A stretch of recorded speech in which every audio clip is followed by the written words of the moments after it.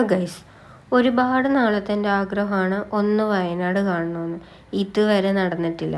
എന്തോ വയനാട് ശാപം കഴിഞ്ഞു പോകുന്ന പോലെയാണ് ഞാൻ ഈ പോക്ക് പോകുന്നത്. സ്കൂളിൽ നിന്നും കോളേജിൽ നിന്നും ഓഫീസിലുള്ള ഫ്രണ്ട്സിൻ്റെ ഒപ്പം ഒക്കെ ഞാൻ വയനാട് ട്രിപ്പ് പ്ലാൻ ചെയ്തിട്ടുണ്ട്. എനിക്ക് എന്തോ ആ സമയം ആകുമ്പോഴേക്കും ട്രിപ്പ് മുടങ്ങും. ഈ കഴിഞ്ഞ മാസം വരെ ഞാനിങ്ങനെ ഒരു ട്രിപ്പ് പ്ലാൻ ചെയ്തതാണ് വയനാട്ടിലേക്ക് പോകാൻ വേണ്ടി. അപ്പം എനിക്കൊരു മാസം പനി വന്ന് ഞാൻ അവിടെ കിടന്നു. പിന്നെ എനിക്ക് പോകാൻ പറ്റിയില്ല. ഇപ്പം ഞാൻ പോകുമ്പോഴെനിക്ക് അതിൻ്റെ തലേന്ന് നല്ല ഫുഡ് പോയ്സണും അടിച്ചിട്ടുണ്ടായിരുന്നു. എന്നിട്ട് എനിക്ക് വാശിപ്പുറത്ത് ഞാൻ ഇറങ്ങി. എന്തായാലും വയനാട് കണ്ടിട്ടുള്ള കാര്യമൊന്നും പറഞ്ഞിട്ട് ഞാൻ അവിടെ നിന്ന് ഇറങ്ങി. ആദ്യത്തെ ഷോട്ട് കണ്ടപ്പോൾ തന്നെ നിങ്ങൾക്ക് മനസ്സിലായിട്ടുണ്ടാവില്ല ഞാനിത് എവിടെ നിന്നാണ് പോകുന്നതെന്ന്. അതെ, കൊച്ചിയിൽ നിന്നാണ് ഞാൻ പോകുന്നത്. അപ്പോൾ കുറച്ചങ്ങ് പോയി കഴിഞ്ഞ് തൃശ്ശൂരൊക്കെ എത്തിയപ്പോഴേക്കും നല്ല വിശപ്പ് വന്നു. അപ്പോൾ ഒരു കടയിൽ കയറിയിട്ട് ദോശ കഴിച്ചു. എനിക്ക് ആ കട ഒട്ടും ഇഷ്ടപ്പെട്ടില്ല, പക്ഷേ ദോശ കുഴപ്പമുണ്ടായില്ല. ആ ചട്നിയും കൂട്ടി കഴിക്കാൻ നല്ല ടേസ്റ്റ് ഉണ്ടായിരുന്നു. അവിടെ നിന്ന് പിന്നെയും പോന്നു. പിന്നെ ഇതെന്താണെന്ന് ആലോചിക്കേണ്ടത്, നമ്മുടെ PK മൂവിയാണ്. ഇത് ഞാൻ വണ്ടിയിലിരുന്ന് ഇത് കണ്ടിട്ടാണ് പോകുന്നത്. നല്ല രസമാണ് ആ മൂവിയും കണ്ടുകൊണ്ടിരുന്ന് ഈ കാഴ്ചയൊക്കെ കണ്ടിങ്ങനെ പോകാൻ വേണ്ടിയിട്ട്. മോഷൻ സിക്നെസ് ഉള്ളവർക്കാണെങ്കിൽ ഒട്ടും പറ്റില്ല കേട്ടോ, വൊമിറ്റ് ചെയ്യാനൊക്കെ തോന്നും. എനിക്ക് അങ്ങനത്തെ കുഴപ്പമൊന്നും ഇല്ലാത്തതുകൊണ്ട് കുറച്ച് നേരം ഞാനിരുന്ന് മൂവിയൊക്കെ കണ്ട് കാഴ്ചയൊക്കെ കണ്ട് നല്ലൊരു പാസഞ്ചർ പ്രിൻസസ് പോലെ ഇരുന്ന് ഞാൻ വയനാട്ടിലേക്ക് പോയി. സമയങ്ങളിൽ ഫുഡും കഴിക്കുന്നുണ്ടായിരുന്നിട്ട് ഇതിൻ്റെ ഇടയിൽ കൂടെ. വേറൊരു കോമഡി എന്താണെന്ന് വെച്ചാൽ വയനാട്ടിലേക്ക് പോവുക കയ്യിൽ കുറേ മെഡിസിൻസൊക്കെ ആയിട്ട്. ഞാൻ പറഞ്ഞില്ലേ തലേന്ന് ഫുഡ് പോയ്സണൊക്കെ ആയിരുന്നല്ലോ. അങ്ങനെ പോയി നമ്മൾ കോഴിക്കോട് എത്തിയിട്ടുണ്ട്. ഇത് പോകുന്ന സമയത്ത് ഈ ഒരു ടോൾ എനിക്ക് ഭയങ്കര ഇഷ്ടമാണ് കാണാൻ. അവിടെ ഒരു കഥകളിയുടെ ഇതൊക്കെ വെച്ചിട്ടുണ്ട്. കോഴിക്കോടാണ് ഇത്, അല്ലായിരിക്കും, എനിക്കറിയില്ല. എന്തായാലും നമ്മൾ പോകുന്ന റൂട്ട് തൃശ്ശൂർ, മലപ്പുറം, കോഴിക്കോട്, വയനാട് അങ്ങനെയാണ്. അപ്പോൾ കോഴിക്കോട് എത്തിയപ്പോഴേക്കും നമ്മൾ ലുലു മോളിലൊന്ന് കയറി ഫ്രഷ് ആവാൻ വേണ്ടിയിട്ട്. ഇനി അങ്ങോട്ട് കുറച്ചും കൂടെ ഉണ്ട്, കാരണം നമ്മൾ സ്റ്റേ ചെയ്യുന്നത് വടുവഞ്ചാലിലാണ്. അപ്പോൾ ഒരു 2 hours കൂടി അവിടെ നിന്നുണ്ട്. അപ്പോൾ ഒന്ന് റെസ്റ്റൊക്കെ എടുത്തിട്ടാണ് പോയത്. പിന്നെ വയനാടെത്തി. എനിക്ക് മലയൊക്കെ കാണാൻ തുടങ്ങിയപ്പോഴേക്കും തന്നെ ഞാൻ ഭയങ്കര എക്സൈറ്റഡ് ആയി. പിന്നെ ഇവിടെ ഒരു കടയുണ്ട്, വൈറ്റ് ഹൗസ്. ഞാൻ പണ്ട് ഇവിടെ കോഴിക്കോട് വന്നപ്പോൾ വൈറ്റ് ഹൗസിൽ നിന്ന് ഫുഡ് കഴിച്ചിട്ടുണ്ട്. അപ്പോൾ ഞാൻ ആ ഒരു ആക്രാന്തത്തിൽ വൈറ്റ് ഹൗസിൽ കയറി മന്തി കഴിക്കാൻ വേണ്ടിയിട്ട്, പക്ഷെ ഒട്ടും കൊള്ളില്ലായിരുന്നു. അതിൻ്റെ ഒരു ഷോർട്സ് ഞാൻ ഓൾറെഡി ചാനലിൽ അപ്ലോഡ് ചെയ്തിട്ടുണ്ട്, നിങ്ങൾക്ക് കാണണമെങ്കിൽ കാണാം. വയനാട് ട്രിപ്പെന്ന് പറയുമ്പോഴേ എൻ്റെ മനസ്സിൽ ആദ്യം വരുന്നത് വൈറ്റ് ഹൗസ് ആയിരുന്നു. കാരണം അന്ന് അത്ര ടേസ്റ്റ് ആയിരുന്നു ആ മന്തിക്ക്. അതിൻ്റെ കൂടെ ഒരു ഡിപ്പ് കൂടി കിട്ടും, കുറച്ച് സ്പൈസി ഒക്കെ ആയിട്ടുള്ള ഒരു ഡിപ്പ്. അതൊക്കെ ആയിരുന്നു എൻ്റെ മനസ്സിൽ. എന്നിട്ടിപ്പോൾ എന്തായി, അത് കഴിച്ചിട്ട് എനിക്ക് ഒട്ടും ഇഷ്ടപ്പെട്ടില്ല. എല്ലാവരും ഈ ഫുഡിൻ്റെ ക്വാളിറ്റി കുറക്കുന്നതിനെ പറ്റി എന്താ നിങ്ങളുടെ അഭിപ്രായം? എല്ലാവരും ആദ്യം നല്ല ഫുഡൊക്കെ കൊടുക്കും, എന്നിട്ടൊന്ന് ഫേമസ് ആയി കഴിയുമ്പോഴേക്കും ക്വാളിറ്റി കുറക്കും. എന്തിനാ ഇങ്ങനെ? നമ്മൾ കൊടുക്കുന്ന പൈസക്കുള്ള ഫുഡ് നമുക്ക് തന്നൂടെ അവർക്ക്? ഈ മന്തി കാണുമ്പോൾ നിങ്ങൾ വിചാരിക്കും അടിപൊളി മന്തിയാണല്ലോ, എന്തിനാണ് ഈ കൊച്ചി ഇങ്ങനെയൊക്കെ പറയണതെന്നൊന്ന് കഴിച്ച് നോക്കണം. അത്രയ്ക്ക് ടേസ്റ്റൊന്നും ഉണ്ടായില്ല. കാരണം നമ്മളിവിടെ എറണാകുളത്ത് അൽഡ്രീം കഴിച്ച് വളർന്നവരാണ്. അപ്പോൾ നമുക്ക് ഈ മന്തിയൊന്നും ഇഷ്ടപ്പെടില്ല. പക്ഷെ അന്ന് കഴിച്ചപ്പോൾ ഇത് നല്ല മന്തിയായിരുന്നു. പിന്നെ പറയാതിരിക്കാൻ വയ്യാത്തൊരു കാര്യം, ഈ അൽഫാം നല്ല ടേസ്റ്റ് ആയിരുന്നു കേട്ടോ. അത് നല്ല ടേസ്റ്റ് ഉണ്ടായിരുന്നു. കുറച്ച് ജ്യൂസിനെസ്സൊക്കെ കുറവായിരുന്നു, കുറച്ച് ഹാർഡായിരുന്നു, പക്ഷേ ടേസ്റ്റ് അടിപൊളിയായിരുന്നു. അപ്പുറത്തെ ഒരാളിരുന്ന് പുഴുങ്ങിയ ചിക്കനും കൂടി ഇട്ടിരുന്ന് കസർത്ത് കാണിക്കുന്നുണ്ട്, അത് മൈൻഡ് ചെയ്യണ്ട. എൻ്റെ അൽഫാമായിരുന്നു എന്തായാലും അടിപൊളി. അങ്ങനെ ഞാൻ അൽഫാമും മന്തിയൊക്കെ കഴിച്ച് ചുരം കയറാൻ തുടങ്ങി. ഞാൻ ഈ ചുരം എന്ന് കേട്ടിട്ടുള്ളൂ, ഇതുവരെ കണ്ടിട്ടില്ല. അങ്ങനെ അവസാനം അതും കണ്ടു.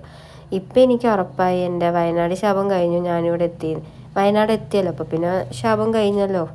അങ്ങനെ സന്തോഷിച്ചിരുന്നു. അപ്പോൾ കുറച്ച് ബ്ലോക്കൊക്കെ ഉണ്ടായിരുന്നു. അതിൻ്റെ ഇടയിൽ തന്നെ ഇങ്ങനെ കാടും മലയൊക്കെ കണ്ടപ്പോൾ തന്നെ എനിക്ക് ഭയങ്കര സന്തോഷമായി. അതിൻ്റെ തലേന്ന് എൻ്റെ കിടപ്പ് കണ്ടുകഴിഞ്ഞാൽ ആരും പറയില്ല ഞാൻ പിറ്റേന്ന് എണീറ്റ് വയനാട് പോകും എന്നുള്ളത്.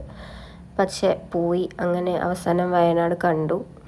പക്ഷെ എനിക്ക് ഫസ്റ്റ് ഡേ വയനാട് കണ്ടപ്പോൾ അത്രയ്ക്ക് അങ്ങ് ഇഷ്ടപ്പെട്ടില്ല. കാരണം എനിക്ക് മൂന്നാറാണ് കുറച്ചും കൂടി ഇഷ്ടമായി. ഞാൻ മൂന്നാർ പോലത്തെ ഒരു സ്ഥലമായിരിക്കും എന്നൊക്കെ വിചാരിച്ചാൽ വരുന്നത്. പക്ഷെ അതിൻ്റെ അത്രയും വ്യൂ ഒന്നും ഇല്ലാത്തത് കൊണ്ടിട്ട് കുറച്ച് ഡിസപ്പോയിൻറ്റഡ് ആയിരുന്നു. പക്ഷേ പോകെ ഒരു ഡേ 3 ഒക്കെ ആയപ്പോഴേക്കും എനിക്ക് ഇഷ്ടപ്പെട്ടു തുടങ്ങി. നമ്മൾ കുറേ സ്ഥലത്തൊക്കെ പോയി തുടങ്ങിയപ്പോഴേക്കും എനിക്ക് ഇഷ്ടപ്പെട്ടു തുടങ്ങിയായിരുന്നു. പിന്നെ പോകുന്ന വഴിക്ക് കുറച്ച് കുരങ്ങന്മാരൊക്കെ ഉണ്ടായിരുന്നു. അവർക്കപ്പോൾ അവിടെയുള്ള ആൾക്കാർ പഴം ഇട്ട് കൊടുത്തിട്ട് കുരങ്ങൻ അത് തുറന്നൊക്കെ കഴിക്കുന്നുണ്ടായിരുന്നു. പിന്നെ കുറച്ച് അങ്ങോട്ട് പോയപ്പോൾ 2 കുരങ്ങന്മാർ കൂടിയിട്ട് എന്തൊക്കെയോ വർത്തമാനം പറയുന്നൊക്കെ ഉണ്ടായിരുന്നു. അപ്പോൾ ഞാൻ അതൊക്കെ എടുത്തു വെച്ചു. ഇതൊക്കെ ഒരു മെമ്മറി ആണല്ലോ. ഇവിടെ നിന്ന് നോക്കാൻ നല്ല രസമുണ്ടായിരുന്നു കേട്ടോ. താഴത്തേക്ക് നോക്കുമ്പോൾ ഭയങ്കര വ്യൂ ആയിരുന്നു. മേഘമൊക്കെ ഇങ്ങനെ നിന്നിട്ട് അത് നല്ല രസമുണ്ടായിരുന്നു. പിന്നെ ഇവനെ എനിക്കിഷ്ടപ്പെട്ടു. ഇവനെ കാണാൻ വന്നവരൊന്നും മൈൻഡ് ചെയ്യാതെ ഒറ്റക്ക് അവിടെ ഇരുന്ന് അങ്ങോട്ടും ഇങ്ങോട്ടൊക്കെ നടന്ന് ചാടിത്തുള്ളി അവനങ്ങ് ലൈഫ് എൻജോയ് ചെയ്യായിരുന്നു. കുരങ്ങന്മാർക്ക് എന്ത് ഡെഡ് ലൈനും ടാസ്കും ഒക്കെ. ഇനി ഇവനെങ്ങാനും വണ്ടിയിലേക്ക് ചാടിക്കയറി വന്ന് ഫോൺ മേടിച്ചുകൊണ്ട് പോകുമോ എന്നുള്ള സംശയവും എനിക്ക് ഉണ്ടായിരുന്നു. ഞാൻ അതുകൊണ്ട് ഭയങ്കര പേടിച്ച നിന്നിരുന്നത്. എന്താ വ്യൂ! കുരങ്ങനും എൻ്റെ പുറകിലത്തെ വ്യൂവും അടിപൊളിയായിട്ടില്ലേ? എനിക്കിഷ്ടപ്പെട്ടു. ഇനിയാണ് നമ്മൾ വയനാട്ടിലേക്ക് ശരിക്കും കയറാൻ പോകുന്നത്. അതായത് വയനാട്ടിലേക്കുള്ള എൻട്രൻസ്.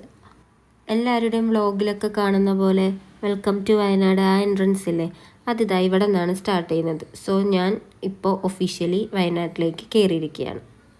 ഇനി 4 ദിവസം വയനാട്ടിലാണ്.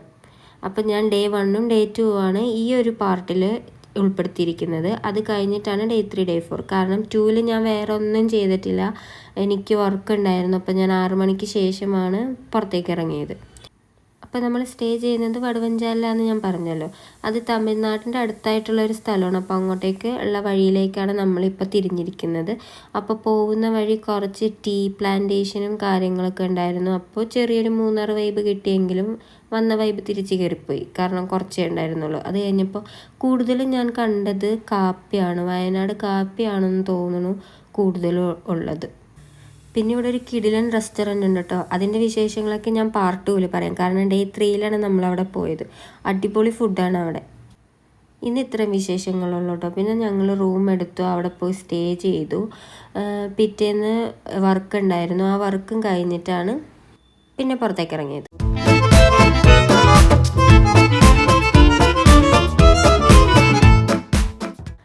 അങ്ങനെ ഡേ 2 ഇൻ വയനാട്. ഡേ 2 തുടങ്ങുന്നത് തന്നെ 6 മണിക്ക് ശേഷമാണ്. ഇതിപ്പോൾ നമ്മൾ സ്റ്റേ ചെയ്യുന്ന ഹോട്ടലിലാണ് ഉള്ളത്. നല്ല അടിപൊളി ഹോട്ടലാണ് കേട്ടോ. എനിക്ക് ഭയങ്കര ഇഷ്ടപ്പെട്ടു. നല്ല പ്രോപ്പർട്ടിയൊക്കെയാണ്. ഒരു വാച്ച് ടവർ ഉണ്ട്, സ്വിമ്മിംഗ് പൂൾ ഉണ്ട്. നല്ല വൈബുള്ള സ്ഥലമാണ്. എപ്പോഴും പാട്ടൊക്കെ വെച്ചിട്ടുണ്ടാവും. നമുക്ക് ഫാമിലി ആയിട്ടോ ഫ്രണ്ട്സായിട്ടൊക്കെ വന്നു കഴിഞ്ഞാൽ നല്ലപോലെ ചില്ല് ചെയ്ത് വൈബ് ചെയ്തൊക്കെ ഇരിക്കാൻ പറ്റുന്നൊരു സ്ഥലമാണിത്.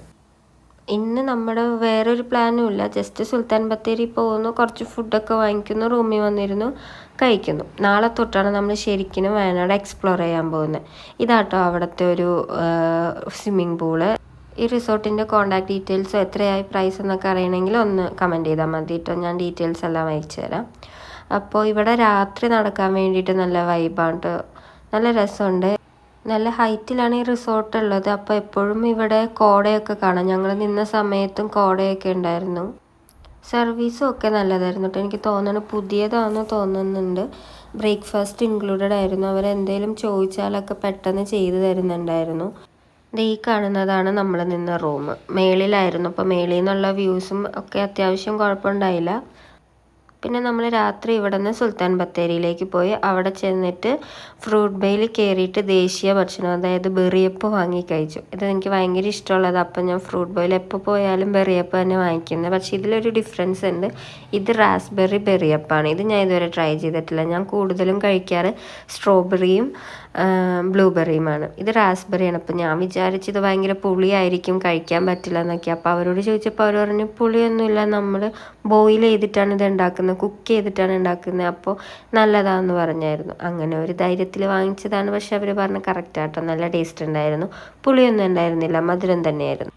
പിന്നെ ഞങ്ങൾ തൊട്ടപ്പുറത്ത് തന്നെ KFC ഉണ്ടായിരുന്നു. അപ്പോൾ KFCന്നും ഒരു ബക്കറ്റ് ചിക്കനും വാങ്ങിച്ചിട്ടാണ് പോയത്. അപ്പോൾ ചിക്കനുമായി ഡെസേർട്ടുമായി ഹാപ്പിയായി. ഇനിയിപ്പോൾ എന്ത് വേണം? നല്ല ടേസ്റ്റായിരുന്നു കേട്ടോ ഇത് കഴിക്കാൻ വേണ്ടിയിട്ട്. നിങ്ങൾ റാസ്ബെറി ഇതുവരെ ട്രൈ ചെയ്തിട്ടില്ലെങ്കിൽ എന്തായാലും ഒന്ന് ട്രൈ ചെയ്ത് നോക്കിക്കോ. നല്ല രസമുണ്ട്.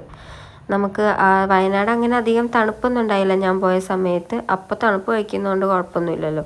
തണുപ്പ് കഴിച്ചപ്പോൾ ഒരു പ്രത്യേക ഒരു വൈബും കിട്ടിയായിരുന്നു. പിന്നെ ഞങ്ങൾ ഞങ്ങളുടെ KFC ഓർഡറൊക്കെ എടുത്തിട്ട് തിരിച്ച് റൂമിലേക്ക് പോയി. റൂമിൽ ചെന്നിരുന്ന് കഴിക്കാമെന്ന് വിചാരിച്ചു. പോകുന്ന വഴിക്ക് നല്ല കോട ഇറങ്ങിയിട്ടുണ്ട്. ഞാനിപ്പോൾ വിൻഡോ ഒക്കെ താഴ്ത്തി നോക്കി നല്ല തണുപ്പുണ്ടോയെന്ന്. പക്ഷെ അത്ര തണുപ്പൊന്നും ഉണ്ടായിരുന്നില്ല. പിന്നെ ഇവിടെ ഉള്ളവർ എപ്പോഴും ജാക്കറ്റ് ഇട്ട് നടക്കുന്നത് കണ്ടിട്ടുണ്ട്. അവർക്കറിയായിരിക്കുമല്ലോ ഇവിടെ എപ്പോഴാണ് തണുപ്പ് വരുന്നതെന്നൊക്കെ. അപ്പോൾ കോട ഇറങ്ങിയപ്പോൾ നല്ല ഭംഗിയുണ്ടായിരുന്നു കേട്ടോ കാണാൻ. ഇപ്പോഴാണ് എനിക്കൊരു കംപ്ലീറ്റ് ട്രിപ്പിൻ്റെ ഒരു മൂഡ് വന്നത് കോടയൊക്കെ വന്നപ്പോൾ. അല്ലെങ്കിൽ നമുക്കിത് കോടയൊക്കെ കാണണമെങ്കിൽ നമുക്ക് മൂന്നാർ, വയനാട് അങ്ങനെയുള്ള സ്ഥലങ്ങളിലൊക്കെ വരണമല്ലോ.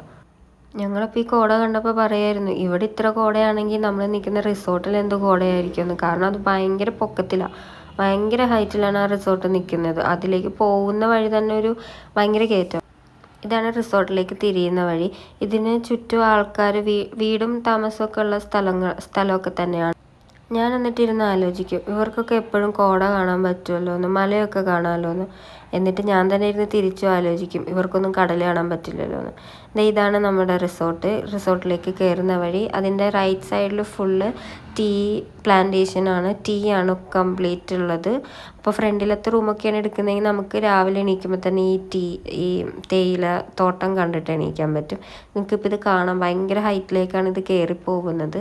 അവിടെ ചെന്നപ്പോഴേക്കും അവിടെ ഭയങ്കര വൈബ്, പാട്ടൊക്കെ വെച്ച് എല്ലാവരും പുറത്തിറങ്ങി നിൽക്കുമായിരുന്നു. പിന്നെ ഞങ്ങൾ റൂമിലെത്തി ഞങ്ങളുടെ KFC ഓർഡറൊക്കെ എടുത്ത് ഫുഡ് കഴിക്കാൻ വേണ്ടി ഇരുന്നു. ഒരു മൂവിയൊക്കെ ഇട്ട് ഫുഡൊക്കെ കഴിച്ചു. അപ്പോൾ ഇത്രയേ ഉള്ളൂ കേട്ടോ നമ്മുടെ Day 1 and Day 2 വിശേഷങ്ങൾ. Day 3, 4 നമ്മൾ ഒരുപാട് സ്ഥലത്തൊക്കെ പോയിരിക്കുന്നത്. അപ്പോൾ അത് കാണാൻ വേണ്ടിയിട്ട് എല്ലാവരും ചാനലൊന്ന് സബ്സ്ക്രൈബ് ചെയ്തേക്കട്ടോ. അപ്പോൾ ഓക്കെ, ബൈ.